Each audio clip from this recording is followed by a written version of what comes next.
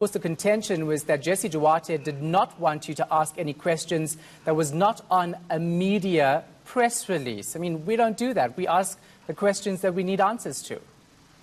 Indeed, Shahan, the DSG, Jessie Duarte, did not want us to ask any questions that are unrelated to the media release that they had prepared after their special NEC, which took place yesterday.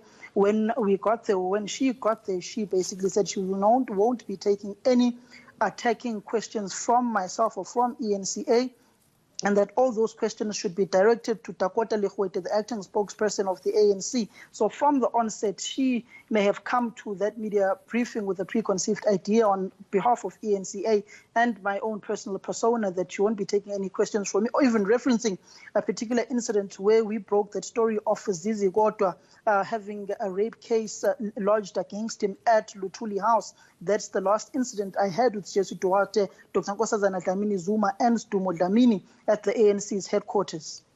So, of course, she has contention with the way you handle yourself because she named you specifically, but it seems Jessie Duarte is upset that you ask direct and tough questions, which ultimately is your job. Evidently, she is saying that I think I'm the lord of journalism. God knows why I think I'm the lord of journalism from her perspective, and that I bully certain politicians from my organization, and I'm biased against the African National Congress. At the end, basically saying that we are in bed with the Democratic Alliance as eNCA ran some sort of strap of vote for change in the 2016 local government elections, which I've got no recollection of at this point in time. I was not at eNCA at that point in time. But I don't think there's any factual basis to that allegation from her. But it's a long-standing allegation that I myself am biased against the African National Congress. It's not the first incident I've had with the Deputy Secretary General of the ANC. I had one incident at Luthuli House, which I later on had to address with the spokesperson of the ANC, Bulema Abe, at the time. And I lodged a complaint to him and said, can you please speak to his DSG, Jessie Duarte, because we can't be subjected to this verbal abuse from her all the time. All right, Sam, you did go there for the National List question and the Integrity Committee. What are they saying? They're basically saying that we as the media have been focusing on three names. That would be Malusi Kikaba, Batabile Dlamini, and Nomvula Mokonyane, saying they must effectively be removed from the ANC list. Well, they've decided on their special NEC yesterday to take the entire list in its entirety to the Integrity Commission to be scrutinized, and every individual whom is deemed compromised must come and answer for themselves in the Integrity Commission, and then the Integrity Commission will make recommendations to the NEC, which will then be deliberated upon. Let's just listen to a bite of what she had to say on this particular issue. Not just everybody whose names have been mentioned in commissions of inquiry, to look at everybody. What we are confident about is that our list is compliant in terms of the Constitution and the Electoral Act. All people who have been sentenced, and the sentence did not include a fine or 12 months and a fine, were removed from the list, all of them.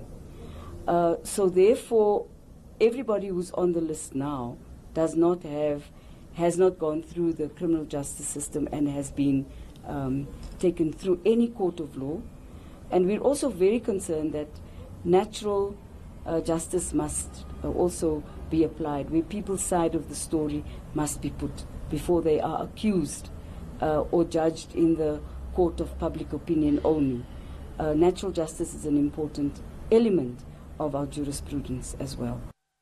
So here's a tough question for Jessie Duarte. What's the point of sending that list to the Integrity Committee when it's already been submitted to the IEC?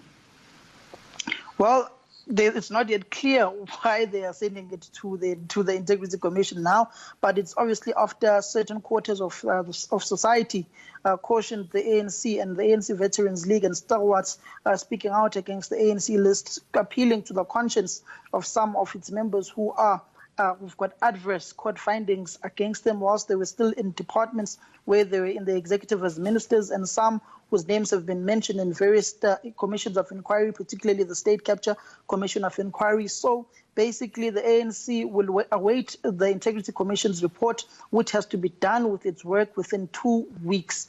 2 weeks, Shahan. They have to go through that entire list of about 180-something people's names and revert back to the ANC, which will then make recommendations. And after that, the ANC may decide to ask those particular individuals to withdraw their names from the ANC's national to national list, which would effectively mean they resign as members of parliament if the election has taken place and the sixth parliament is already, or the fifth parliament, or rather, is already constituted. They would have to resign and step aside until they clear their names.